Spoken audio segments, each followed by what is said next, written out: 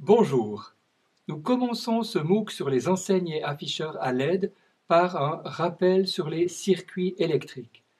Il sera peut-être inutile pour un certain nombre d'entre vous, mais je pense que c'est quand même utile de faire ces rappels.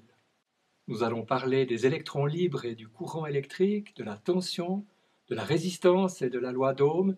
Nous allons parler également de la puissance et évoquer les montages en série et en parallèle. Nous savons tous que la matière est composée d'atomes, que ces atomes sont composés d'un noyau avec des protons et des neutrons, et autour d'un certain nombre d'électrons, un nuage d'électrons, et ces électrons sont disposés en couches successives.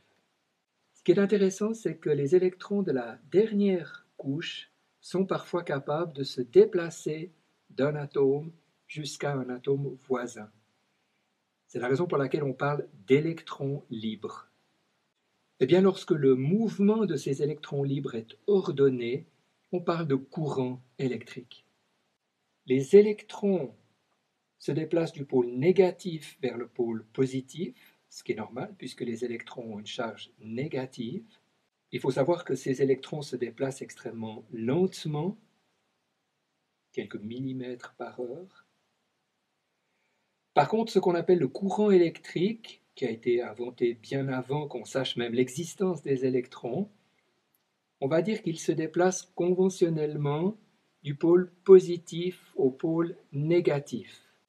Et ce qui est intéressant, c'est que ce courant électrique se propage extrêmement rapidement, pratiquement à la vitesse de la lumière. On sait aussi qu'un certain nombre de matériaux qui permettent ce phénomène sont appelés des conducteurs, qu'il y a évidemment d'autres matériaux qui sont des isolants. Les conducteurs sont principalement des métaux, dont notablement le cuivre et l'aluminium, qui sont bons conducteurs tout en étant raisonnablement bon marché. En présence de ce qu'on appelle une force électromotrice, un courant va se produire dans un conducteur. Cette force électromotrice, on l'appelle aussi la tension électrique. Alors prenons un exemple tout simple, une pile. Au bord de cette pile, on aura une force électromotrice, une tension. Le courant va pouvoir circuler ici à travers ces deux composants, une résistance et une LED, et on va voir une lumière sortir au niveau de la LED. Les électroniciens ont l'habitude de dessiner des schémas avec des symboles conventionnels. Ici, le symbole d'une pile avec le plus et le moins. Ici, le symbole d'une résistance. Ici, le symbole d'une LED. On a donc équivalence entre ce montage et ce schéma. On a l'habitude de raisonner sur un schéma et naturellement de fabriquer des montages. La tension électrique s'exprime en volts, notez grand V. Ce qu'il faut savoir, c'est qu'une tension de plus de 25 volts est dangereuse pour le corps humain. Non pas tellement que la tension soit dangereuse, mais une tension appliquée sur la peau de 25 volts entre deux points du corps va engendrer un courant, et le courant à l'intérieur des tissus est extrêmement dangereux, en particulier s'il passe par le cœur, qui peut avoir un fonctionnement sérieusement perturbé en cas de passage de courant électrique. Donc on doit toujours être prudent lorsqu'on manipule des tensions de plus de 25 volts. On mesure la tension électrique entre deux points avec un voltmètre. On peut dire qu'aux bornes de cette résistance, il va y avoir une certaine tension qui est mesurée. Le courant, par contre, lui, s'exprime en ampères, noté A majuscule. Lorsqu'on va concevoir, par exemple, des enseignes et afficheurs à LED, il va falloir, dans certains cas, choisir des diamètres de fils électriques compatibles avec le courant qui le traverse. Par exemple, un fil relativement important, déjà de 1 mm² de section, ne pourra pas prendre un courant de plus de 16 ampères.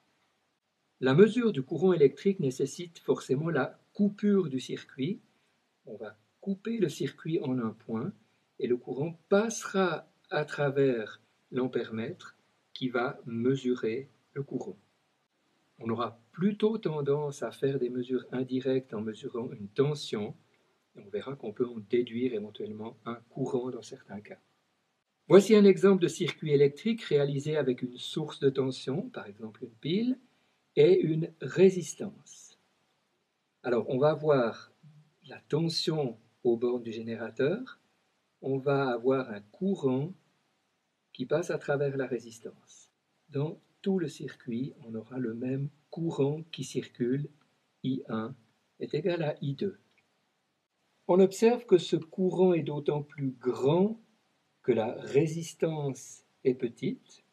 C'est ce qu'on appelle la loi d'Ohm qui dit que I, le courant résultant de ici, est proportionnel à la tension et inversement proportionnel à la résistance. I égale U sur R, avec U qui est la tension électrique exprimée en volts, I qui est le courant électrique exprimé en ampères, et la résistance R exprimée en ohms. Dans ce montage, on a de l'énergie qui est dissipée dans la résistance, c'est ce qu'on appelle l'effet Joule. Cette résistance va chauffer, de la chaleur va sortir de cette résistance lorsque du courant la traverse.